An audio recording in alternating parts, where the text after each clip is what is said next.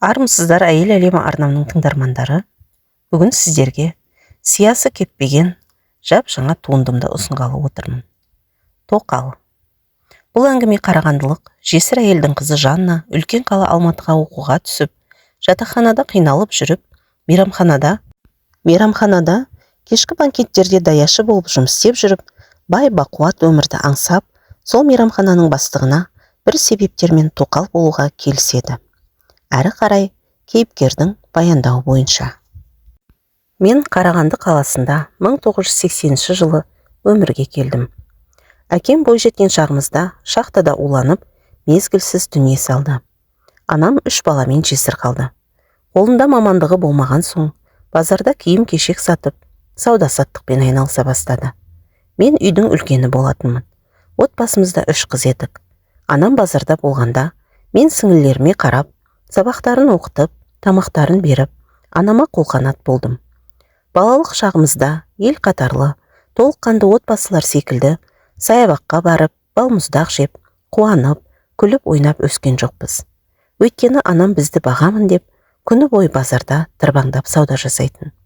Одан қалса Алматыға жиі тауарға кететін. Дегенмен әйтеуір жылы пәтеріміз, жейтін нанымыз бен киетін киіміміз бар, бір-бірімізге қарайласып бой жеттік. Мен мектеп қабырғасында оқып жүргенімде, Алматыға жоғары оқу орнына түсуді, білім алып, қызмет жасап, анама көмектесіп, сіңілерімді оқытсам деп армандайтынмын. Мектепті аяқтағаннан кейін, анам барынша тырысып, менен үлкен үміт күтіп, менің арманымды орындап, Алматыға жоғары оқу орнына оқуға түсірді. Жатақханаға орналасып, Қазақстанның әр аймағынан келген қыздармен танысып, бір бөлмеде, бір нанды бөліп жеп, студент атанып, оқып жаттық. Жарық жұрқ еткен әсем қала, арман қала Алматы маған ерекше әсер ететін. Болашағым жарқын болу үшін, сабағымды жақсы оқып, 2-ші курсты аяқтаған уақытында, жазғы демалыста анамнан сұранып, жанымда жатақханада бірге тұратын Айсұлудың кеңесімен қаладағы мейрамханалардың біріне, осы құрбымның жанына даяшы болып жұмысқа орналастым. Мұндағы ойым, жазғы демалыста жұмыс істеп, анама салмақ салмай, өзіме келер оқу жылына оқу құралдары мен киім-кешек алсам деген ойым болатын. Айсұлу Көкшетаудың пысық қызы еді. Ісі де, сөзі де пысық болатын. Өз ақысын ешкімге жегізбейтін мінезді қыз еді. Ол бұған дейінде осы мейрамханада кешкі банкеттерде қызмет көрсетіп, жап-жақсы табыс тауып жүрген болатын. Мұнда үйренерім көп екен. Дастарханды сервировка жасаудан бастап, тамақ жейтін қасық, шанышқылар, пышақ, қалай қою керек, қонақтарды күту, түрлі сусындардың түр-түрімен танысып, осы ортаға бейімделіп сіңісе бастадым. Айсұлудың үйреткендерін бірден қағып алуға тырысатынмын. Өйткені қонақтарды жақсы күтсең, сыйақы беріп кететін жомарт жандар да болады екен. Осы жерде бала күнімнен үйдегі ас үйдің тіршілігіне ерте араласқанымның септігі тиді.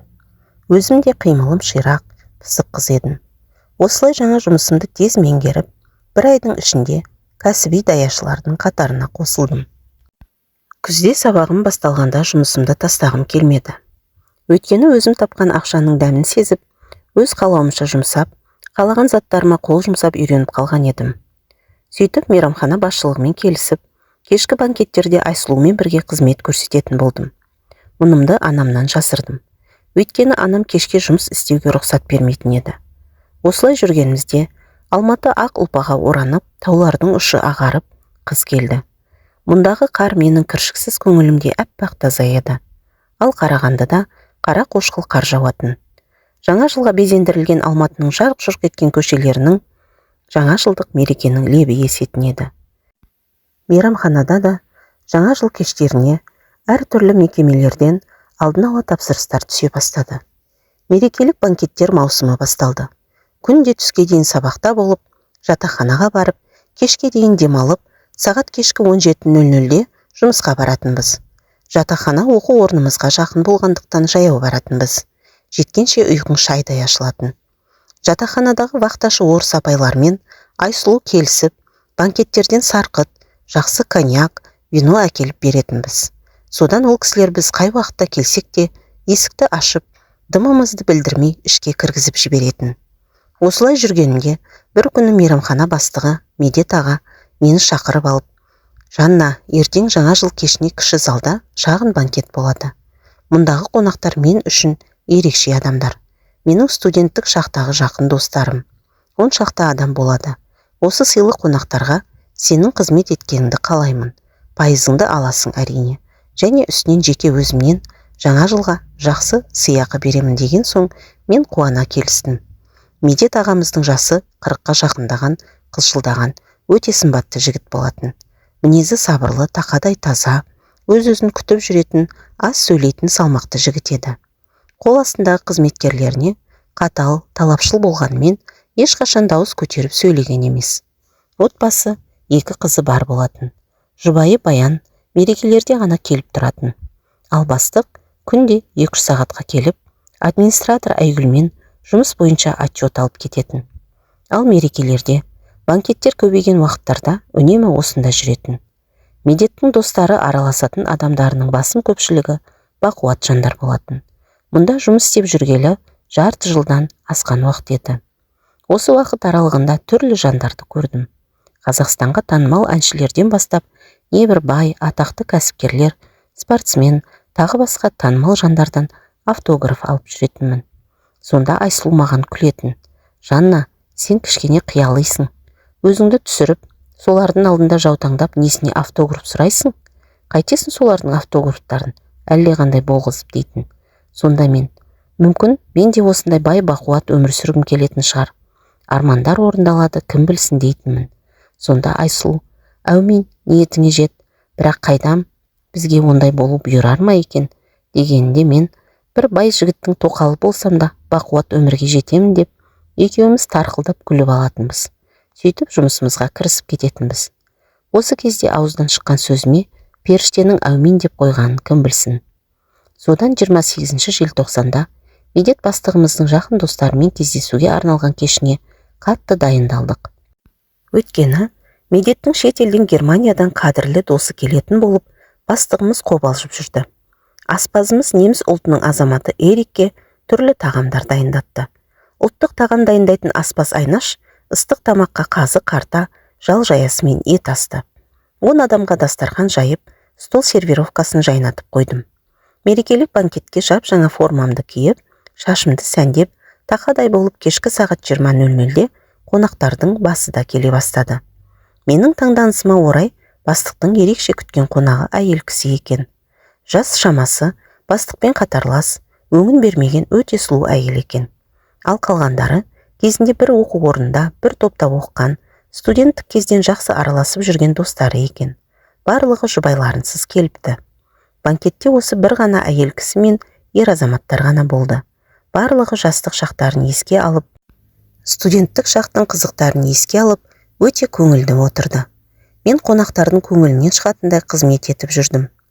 Кездесу кеші түннің 1 уағына дейін созылды. Қатты кеш болып кетсе де, қызметкерлерге арналған бөлмеде қона салармын деп ойладым.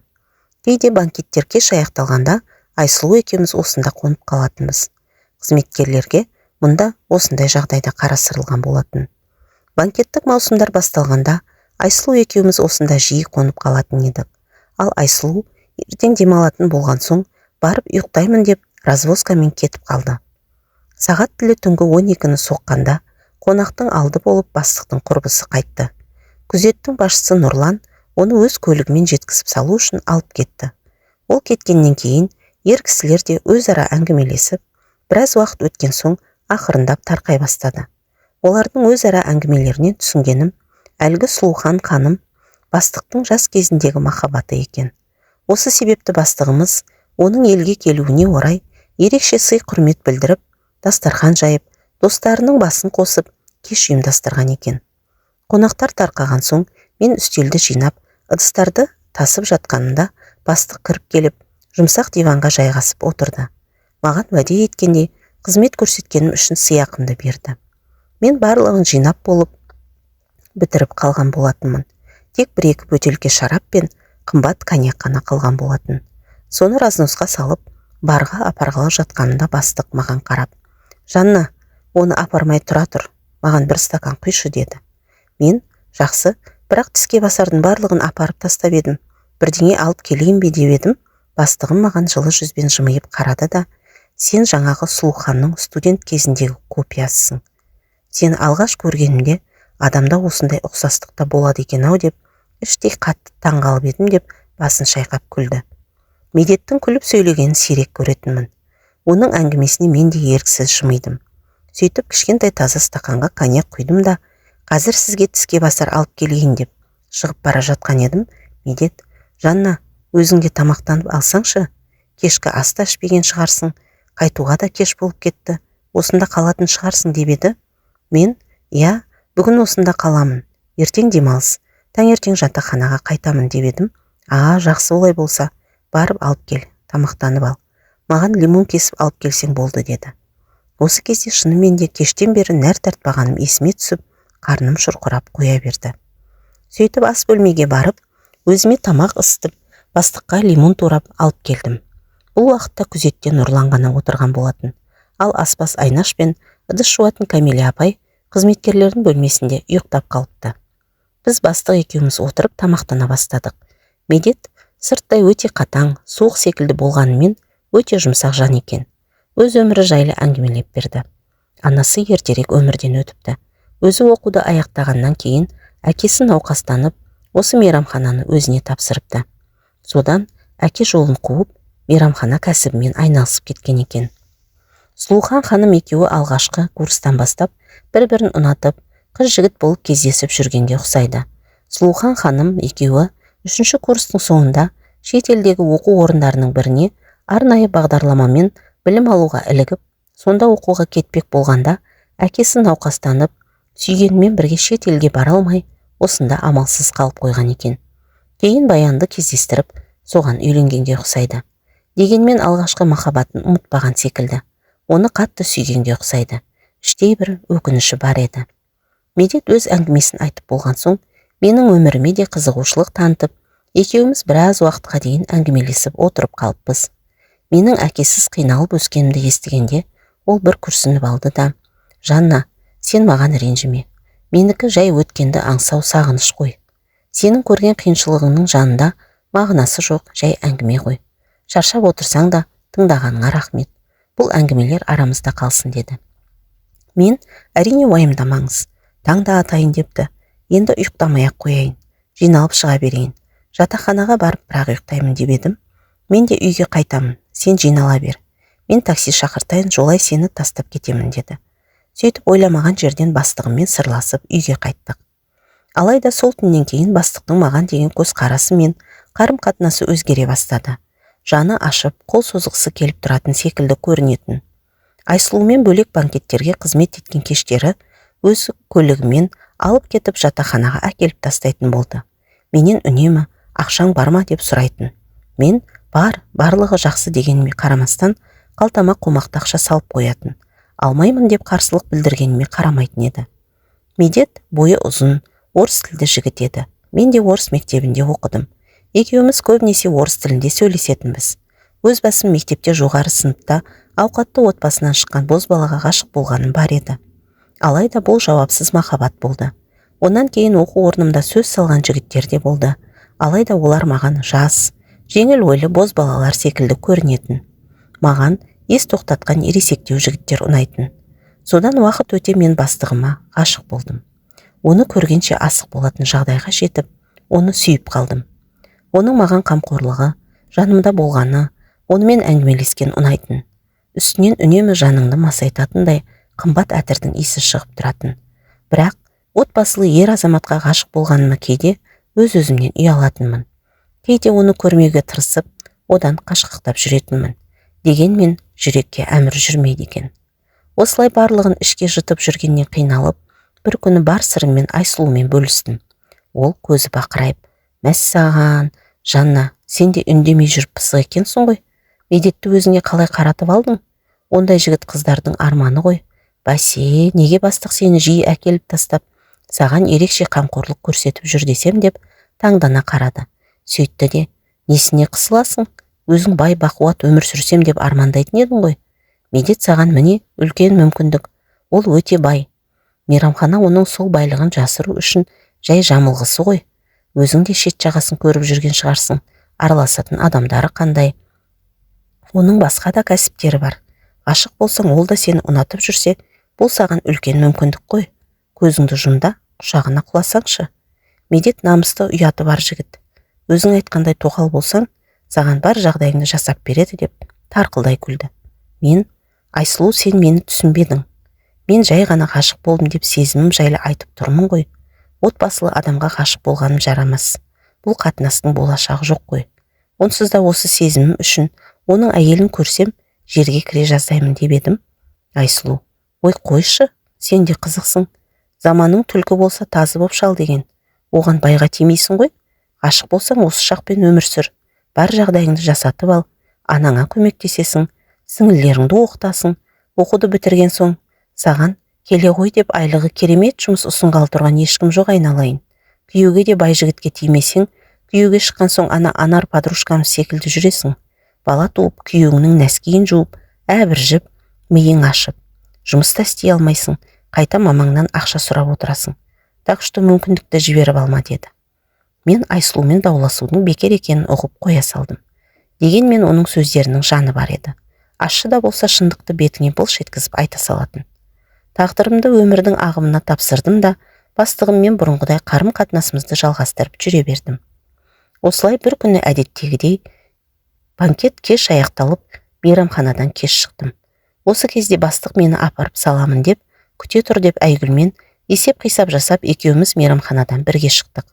Сол түні бастығым мені қаладағы пәтеріне шақырды. Негізі өзі қаланың шеткі жағында үлкен жер үйге тұратын. Мына пәтерді жаңа үйден алған екен. Өткенде вахташы апа есікті кеш ашқанда, Медет, қалада пәтерім бар, сонда қонсаң болады деп айтқан болатын. Бұл жолда жатақханаға қайтуға кеш болып кеткен соң, мейрамханада да қонғым келмей, жуынып шайынып алғым келді. Жатақханадағы вахташы апай да соңғы кездері ылғи кеш келесіңдер деп сөйленіп жүрген болатын. Медетті жақсы білген соң, әрі бастығым сенімді адам, жарайды деп оның пәтеріне баруға келістім. Мені пәтеріне апарып салып өзі үйіне кететін шығар деп ойладым. Қаланың жоғары жағында орналасқан Медеттің пәтері жап-жаңа, ішінде барлығы жаңа жиһазбен жабдықталған 2 бөлмелі кең пәтер екен. Тоңазытқышта да неше түрлі тағам мен шарапқа толып тұр. Ішке кірген соң Медет маған: "Жанна, сен ешқандай қысылма. Кел кір. Бұл менің шаршағанда өз-өзіммен болатын, демалатын жерім. Қазір көрінбейді. Таңертең бар әдемілікті терезеден көруге болады" деп, менің күртемді шешіп, кіреберіске киім ілгішке іліп, өзі де сырт киімін шешіп ішке кірдік. Маған жуынатын бөлмені көрсетіп, жуынып аламын десең, анда шкафта таза орамал бар деп, бөлмедегі шкафты көрсетті. Мен банкеттен кейін бір сергіп жуынып алайыншы деп, жуынатын бөлмеге кіріп кеттім. Ыстық суға рахаттанып түсіп, денем сергіп киініп шықсам, Медет кетпепті. Қонақ бөлмедегі үстелге тіске басар салат тәттілер мен бір шарапты ашып, өзі ақырын ұрттап, диванда теледидар қарап отыр екен. Мені көрді де: "Жанна, кел отырсаңшы. Екеуміз аздап шаршау басып әңгімелесейік. Мен де осында қала салсам ба деп тұрмын. Көлік жүргізгім келіп тұрған жоқ. Сен жатын бөлмеде, мен осында диванда көз шырмын алып алсам қарсы емес шығарсың" дегенде мен: "Әрине, мен қалай қарсы болайын, бұл сіздің пәтеріңіз ғой" деп күлдім. Бастығым әңгімесін айтып, мені қонақ етіп күтіп жатыр. Тәтті қызыл шараптан екеумізге бірдей құйып жатқанда мен: "Медет, мен мүлде ішімдік ішпеймін ғой" деп жатыр едім. Ол маған қарап жымиды да: "Иә, мен барлығын білемін, бірақ бүгін аздап ішсең болады. Гемоглобин көтеретін өте сапалы тәтті жүзімнің сусыны ғой. Кел" деп екеуміз шараптың дәмін көрдік. Шынымен японның керемет сусыны екен. Медет маған қарап: "Қалай, ұнады ма? Мұны маған өткенде Сұлухан сыйлаған болатын. Шетелден келген шарап. Құдды тәтті сусын секілді, иә?" дегенінде басымды изедім. Шынымды айтсам, өте керемет, буындарыңды босатып, шаршауыңды басады екен. Медет маған қарап отырды да және шараптан құйды. Сөйтіп шараптан ұрттап отырып маған қарап: "Жанна, мен сені алғаш көргенде-ақ жүрегім шым ете қалған. Өзіңді ұзақ уақыт бойы бақылап жүрмін. Сен өзгелерге ұқсамайсың. Сенің осы бір жымиғаның мені өзіңе магниттей тартады" деп, аш белімнен қапсыра құшып, кеудесіне тақағанда, оның жүрегінің дүрсілін, мойнымды шарпыған ыстық демі, ернімді күйдіре өпкені мені күйдіріп жандырып бара жатты. Бір кезде Медет мені көтеріп алды да, жатын бөлмеге апарып, керуетке жатқызып, үстімдегі бар лыпамды сыпырып алды. Құшағымыз айқаса, жүрегіміз аттай тулап кеудемізден шығып кетердей, шараптың әсері ме, менің буын-буыным босап, ешқандай қарсылықсыз, Медеттің ыстық құшағына тұншығып, ғашықтық сезімнің жетегіне еріп, балдай еріп кете бардым. Сол түн менің бүкіл болашағымды 180 градусқа өзгертіп жіберді. Ертесінде таң ата жатын бөлменің терезесінен ұшталған ақ қарындаштар секілді таулардың басы көрініп, әсем табиғаттың куәсі болдым. Жаныма қарасам Медет жоқ екен. Түндегі ісіме қысылып, ақырын киініп бөлмеден шықсам, Медет әндетіп ас үйде шұжық пен жұмыртқа қуырып жатыр екен. Иісі мұрынды жарады. Мен үндемей жуынатын бөлмеге кіріп, беті қолымды шайып шыққан соң, жатақханаға кетуге ыңғайланып жатыр едім. Медет ас бөлмеден атып шығып, жаныма келіп мені құшақтай алды. Сөйтті де жүзіме тіке қарап, қайда асықтың ханшайымым дегенінде, қызарақтап жүзімді төмен салып, жатақханаға қайтпаймын ба деп едім. Ол ернімнен өпкен күйі мені ас үйге алып келді. Сөйтті де таңғы ас ше. Мен енді таңғы асымды сенімен бірге ішкім келеді. Кел маған кофе құйып берші деп орындыққа отыра кетті. Мен барлығын дайындап қойдым. Екеуміз отырып кофе ішейік. Сосын жатақханаға бірге барамыз деді. Мен, сіз не үшін барасыз? Әуре болмаңыз. Таксимен жетіп аламын деп жатыр едім. Жанна, кофе құйда, отыршы деді. Саған айтатын маңызды әңгімем бар деген соң, іштей ұят-ай, кешегі түнді ұмыт, ешкімге айтпа, барлығы арамызда қалсын деп айтатын шығар деп, сүт қатқан кофе құйып орындыққа жайғастым. Терезеден сыртқа қарасам, аспаннан ақ ұлпа төгіліп, қар жауа бастаған екен. Медет бір сәтке үнсіздіктен кейін, Жанна, пәктігіңді маған сыйлағаныңа ризамын дегенде, екі бетім алаулап кетті. Жүзімді төмен салып, ыстық кофені жұтып жіберіп, шашалып қала жаздадым. Медет, байқасаңшы, ақырын асықпай қобалжымай еркін отыршы деп су берді. Судан бір ұттап өз-өзіме келген соң, Медет сырттағы ұлпалап жауған қарға қарап тұрды да, өз өмірі жайлы айта бастады. Медеттің әйелі екінші қызын қатты қиналып босанғаннан кейін, дәрігерлер жатырын алып тастауға мәжбүр болыпты. Содан кейін әйелі қатты депрессияға түсіп, екеуінің арасы суып кетіпті.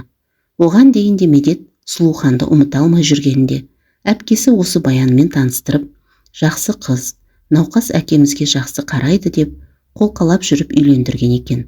Баян әпкесі айтқандай, әкесі өмірден қайтқанша, оған жақсы қарап, келіндік қызметін көрсеткен екен. Медет осы үшін Баянды қатты сыйлайды екен. Алайда оған деген сезімі баяғыда суыған. Үйленгенде-ақ оны сүйгенім шамалы еді. Тек сымбаттылық қана болған еді дейді.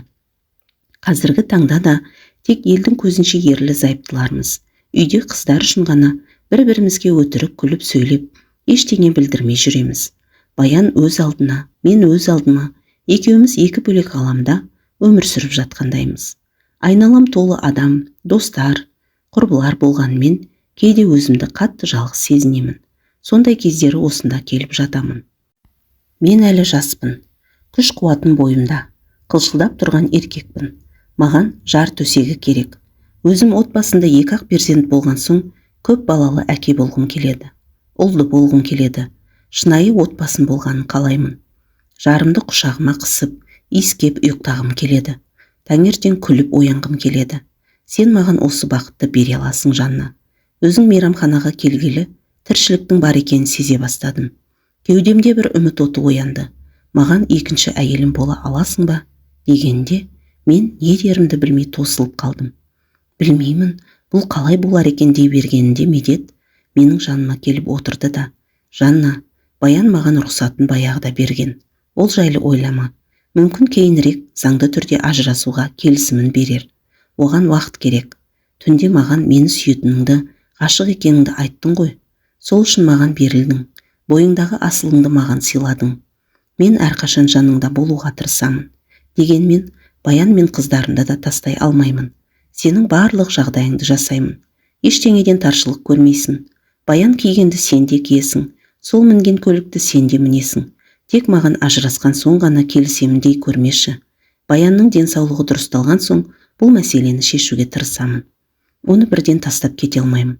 Ар ұятым жібермейді оған дегенде, Мен не дерімді білмей ойланып көрейін деп едім. Ол: жақсы, бірақ енді жатақханада емес, осында тұрасың. Қазір барып барлық заттарыңды алып келеміз деп, менің қарсылық білдіргеніме қарамастан, жатақханаға барып, барлық заттарымды өз пәтеріне көшіріп алып келді. Сөйтіп, осы жерден оқуыма барып, сабағымды оқи бастадым. Медет енді маған мейрамханада даяшы болып жұмыс істеудің қажеті жоқ деген соң жұмыстан шығып кеттім. Сөйтіп, Медет екеуміз ерлі-зайыптылар секілді оның пәтерінде тұра бастадық. Тек Медет мейрамханадан шығып үйіне барып, қыздары ұйықтады-ау деген уақытта түнгі 12-де 1-де үйге келетін. Мен оның жағдайына түсіністік танытып, ұйықтамай күтіп отыратынмын. Баян дұрысталған соң ажырасатын шығар деп үміттендім. Түнде ол келген соң екеуміз шай ішіп, әңгімелесіп, таңға дейін сезімге елітіп, махаббаттың отына бір ысып, бір жанатынбыз. Таңертең мені сабаққа жеткізіп салып, үйге келіп ұйықтап, онан кейін мен келген соң түскі ас ішіп, жанымда болып, кешке қарай мейрамханаға кететін. Осылай сүйгеніммен балдай тәтті күндерім өтіп жатты. Бір күні анам хабарласып, Алматыға жолға шыққалы жатқанын айтты. Мұны естігенде қатты қобалжыдым. Анама не айтамын, мына жағдайымды қалай түсіндіремін деп басым қатты. Медет бар жағдайды айтып, өзімен сөйлесейін дегенде, алдымен анаммен өзім сөйлесіп алайын. Сені ажырасып кеткен, үйленеміз, қазірше бірге тұрып жатырмыз деп айтамын деп едім. Медет: жарайды, қазірше солай дей тұр. Кейін барлығы жақсы болады деп, екеуміз анамның келуіне орай шығып, үйге азық-түлік, анама сыйлық алдық. Сөйтіп келесі күні өзім барып анамды күтіп алдым. Сөйтіп дәмханаға ертіп бардым. Сонан бір ажырасқан жақсы жігітпен бірге тұрып жатырмын, жақында үйленгелі жүрміз деп өтірік айтуыма тура келді.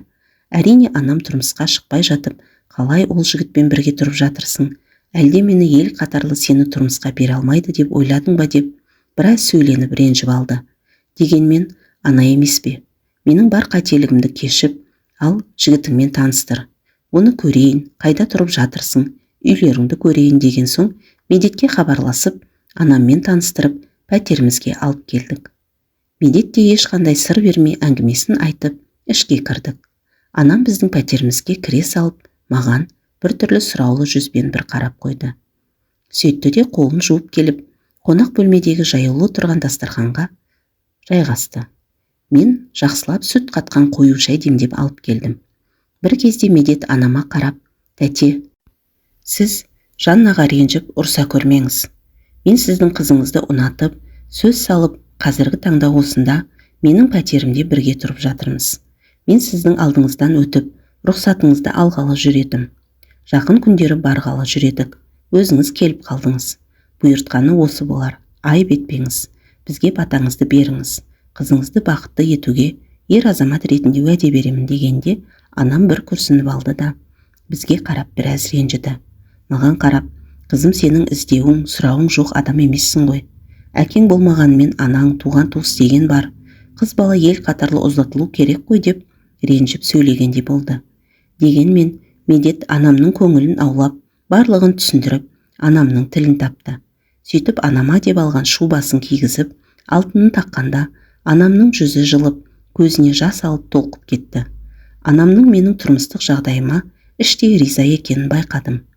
Тек Медеттің заңды түрде ажыраспағанын, мен оның екінші әйелі ретінде жүргенімді айтпай, жасырып қалдым. Медет: бұл жайлы айтсаң да айтпасаң да өзің білесің. Қажет десең өзім барлығын түсіндіріп айтайын деп еді, мен қажеті жоқ деп айтқызбадым. Анам біздікінде бір күн болып, қажет тауарларын алып, Қарағандыға қайтты. Кетерінде ұзату той, құдалық жасаймыз деп еді, мен анама ештеменің қажеті жоқ деп қарсылық таныттым. Өйткені Медет заңды түрде ажырасқанша ешқандай тойдың қажеті жоқ деп шештім. Осылай барымды, бағымды бағалап, тыныш қана өмір сүргім келді. Осылай жүргенімде көктем шыға аяғым ауырлап қалғанын білдім. Бұған Медет қатты қуанды. Дәрігерге апарып, анализдер тапсырып, тіркеуге тұрдым. Сөйтіп екеуміз қаладағы бас мешітке барып, шариғат бойынша некемізді қидырдық. Бірақ жаз шыға анам бізді Қарағандыға шақырып, әкем мен өз жағынан аз ғана туыстарды шақырып, қызым тұрмысқа шықты деп, мейрамханада кішігірім құдалық жасады. Құдалыққа Медеттің әпкесі мен жездесі, нағашысы, 2-3 досы болып бардық. Сөйтіп анамның туыстарымен күйеуімді таныстырып, қазақтың ырымдарын жасап, құдаласып қайтты. Осылай өмірім бір сарынды өтіп жатты. Жеріктігім басылып, бір қалыпты жүріп жаттым. Медет уәде бергеніндей көп уақытын менің жанымда өткізетін. Аяғым ауырлағалы Баянның үйінде де сирек баратын болды. Баян күйеуіне екінші әйел алуға рұқсат еткенімен ажырасуға келісімін бермеді. Медет күтуден басқа амалым жоқ деп, оған уақыт берейік, ойланар, бәлкім сен аман есен босанған соң бір шешімге келер деп қамығып қалғандай көрінді. Дегенмен кей кездері қыздары болмай әкелерін қонуға алып қалатын. Сондай кездерінде іштей күмән мен күдік арпалысып жаным ауыратын. Бірақ ол бастан осындай боларын біліп, келісіп тұрмысқа шыққан соң амалым жоқ көндігуіме тура келетін. Іштегі бар мұңымды Айсұлуға айтатынмын. Айсұлу болса, қойшы жаным, Медетті Баяннан несіне қызғанасың? Ол қыздары үшін барады ғой, Баянның жанына жатады ғой деймісің? Сен, Құдай қаласа, ұл тусаң, барлығы өзгереді. Көресің ғой жаным, қамықпа. Бар жағдайың бар. Күйеуің көбінесе жаныңда ғой, ол жайлы ойлама. Саған уайымдауға болмайды деп демеу көрсететін. Сөйтіп межелі уақытым келіп ұл босандым. Осы кезде Медет дүркіретіп үлкен той жасады. Тойға бүкіл туыстары, менің анам, дос-жаран барлығы келді. Осы тойдан кейін сөзден сөз шығып, менің Медеттің екінші әйелі екенім көпшілікке аян болды. Мен анама әйелімен ажырасып кеткен деп айтып түсіндірдім. Анам, тағдыр ғой, қайтесің енді, сенің кінәң жоқ шығар дегенде үндемедім. Осылай баламды көтеріп жүріп оқуымды аяқтап диплом алдым. Белгілі бір мамандық иесі болдым. Онан кейінде арасын көп ұзатпай екінші ұлымды босанып алдым. Уақыт өте келе Баянмен танысып, онымен қарым-қатынасымыз дұрыстала бастады. Баян өте сабырлы жан еді. Кейде оны аяп кететінмін. Ішінде не бар екенін кім білсін. Оны жақын тани бастаған соң, бар күмәнім сейіліп, іштей Медетті қызғануды қойдым. Бір сәт өзімді оның орнына қойып көріп, керісінше оның алдында өзім ыңғайсызданатын болдым. Дегенмен, ел бетіме айтпағанымен, сыртымнан тоқал дейтіні анық еді. Мен осы атаққа үйрене алмадым. Осы сөз жаныма ауыр тиетін. Медет екі отбасына да бірдей қарайды. Баян мен қыздарымен ешқашан қарым-қатынасын үзген емес. Балаларды да бірдей көреді. Кейде бұл менің өмірім емес секілді жаным құлазып кетеді.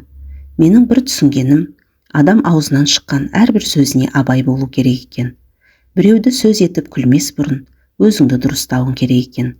Менікіндей тағдыр бар ма екен? Іштей ұлдарым өскенде, оларға біреу тоқалдан туған баласын деп айтпайды ма екен деп те көп ойланамын.